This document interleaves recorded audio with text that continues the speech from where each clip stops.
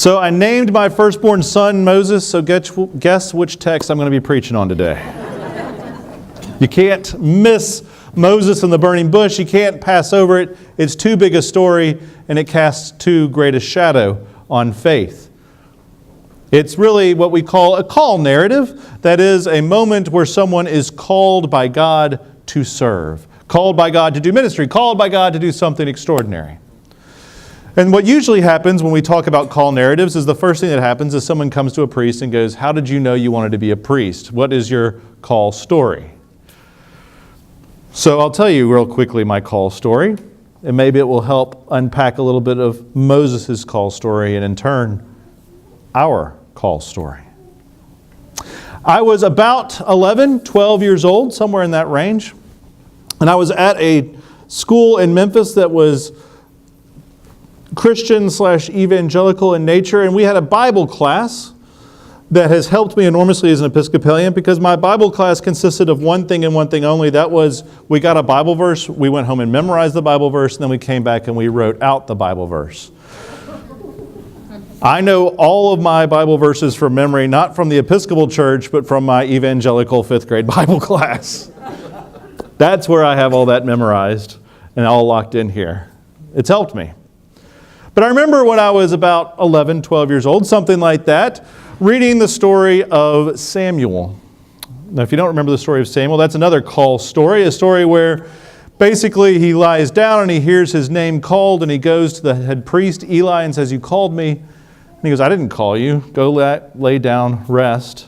And it happens 2 or 3 times before finally Eli, the wizened old priest, realizes, "Oh, you're being called by God. Next time you hear that, just say, 'I'm here, Lord, I'm ready.'" And I remember thinking, this is a great story. I would love to be able to hear God's voice. I would love to be able to just chat with God like someone would a friend, which is one of the great names for Moses. He's one who has talked with God as one with a friend. I said, wouldn't that be amazing? I would love for that. So I remember sitting in my bed and praying desperately, looking up past my Dallas Cowboys border in my room. I just have to name that because I was a Cowboys fan. I met Roger Staubach when I was 6, so it's legit. But I remember praying, God, I would love to be a prophet like Samuel. I'd love to be part of ministry like him. And I prayed and I thought and I prayed. And in the silence that came after the prayer, I heard, yes. It's a great story, isn't it? It's a good story. It's a story of how I sort of started on this path to becoming a priest. But here's the deal. I was 11 years old. It took 22 years to actually become a priest. I didn't run out the next day and say, y'all got to lay hands on me, I'm ready to go. In fact, it took 22 years for me to figure out exactly what I wanted to do and exactly what it meant to be part of God's ministry and service. That's the great danger of call narratives. People think it's just one quick moment and everything's done. But even with Moses, that's not the case. In fact, if you really listen to the story of Moses, it goes on for 3 chapters. That call narrative is not just one quick thing. It goes on and on and on. And Moses really, really doesn't want to do the job. That's what we can come away with, if nothing else. And there's a great sequence, if you just heard the story, that we miss a little bit when we translate it into English, because we translate the words into see and to look. But basically what happens is there are 16 times in a row that someone sees something, and it's always the same. Moses sees the bush, and then he turned aside to see, and he saw the bush, and he saw that it was burning and not consumed. And then God saw that he saw, and he looked, and he saw that he was seeing the bush was burning. It's sort of an absurd translation when you do it that way, but that's how it's written in Hebrew. He keeps seeing. There's something about seeing and attracting in this call idea. God gets your attention and gets you going. Now I'm going to pause there for just a second, because this is one of those things that we can't talk about enough in the church. That is, why did you come to church in the first place? What did you see? What brought you in or attracted you? I was a youth minister for 5.5, 6 years out of college, and I can tell you undoubtedly the number one thing that brought kids to youth group, and it wasn't me as a youth minister, And it wasn't the church or the music or anything that we did. I imagine most of you could guess. It was, boy, those girls are cute.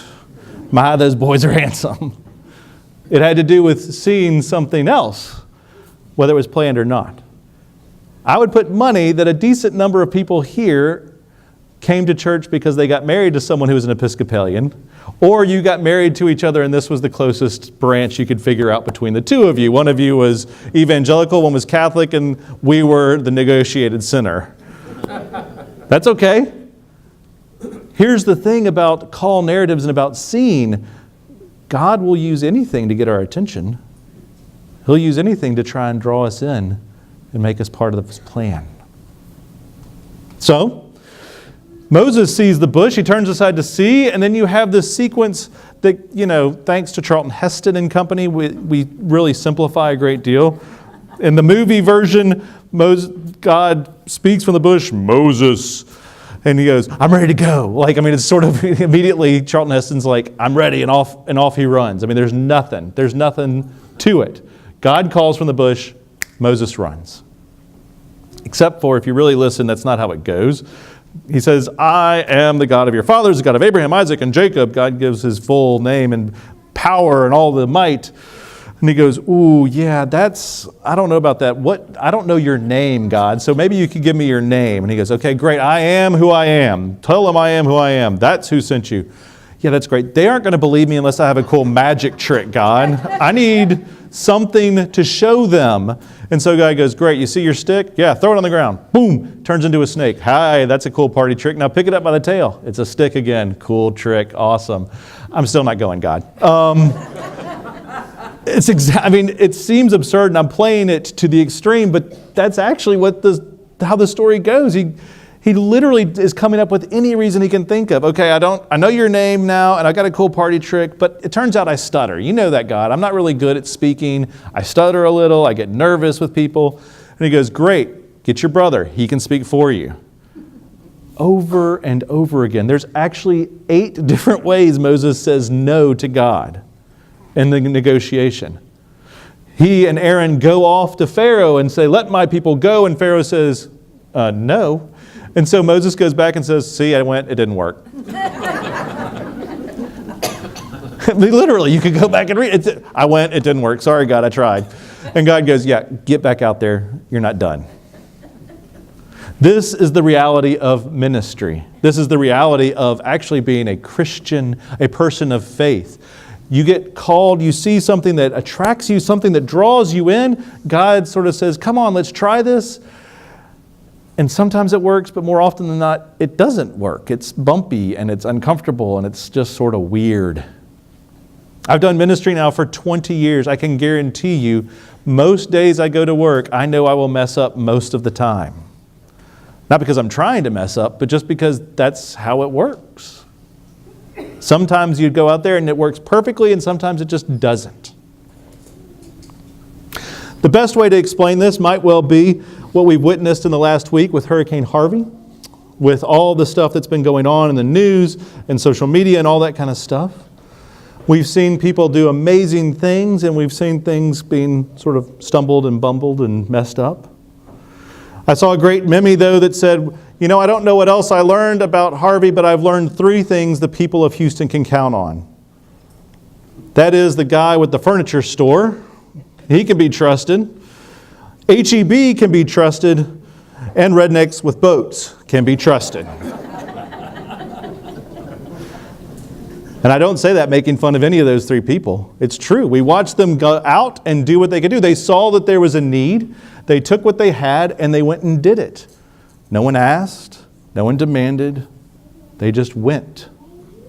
That's how ministry is supposed to work. You just see it and do it. You don't wait for someone to ask you. You just go and try.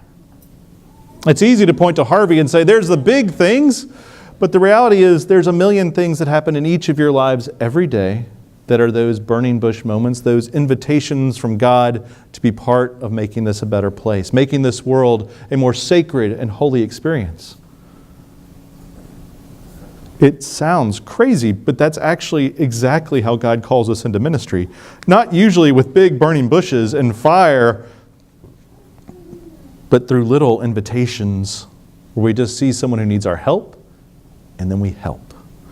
And often we don't even think about it, but it's where we've started on that path of being a better Christian along the way. It could be something big, it could be something small, that doesn't matter. The invitation is the same. God wants to see us at work, wants to invite us in, and He'll get our attention any way He can. The joy is trying, doing, going. Whatever you can see and do, just go and do it. Whatever God invites you into, don't be afraid. You'll be surprised at how it works along the way. Moses starts out arguing so much that God literally says, I'm ready to kill this man. It ends up working out pretty well for everyone involved. Don't be afraid. Just try. Amen.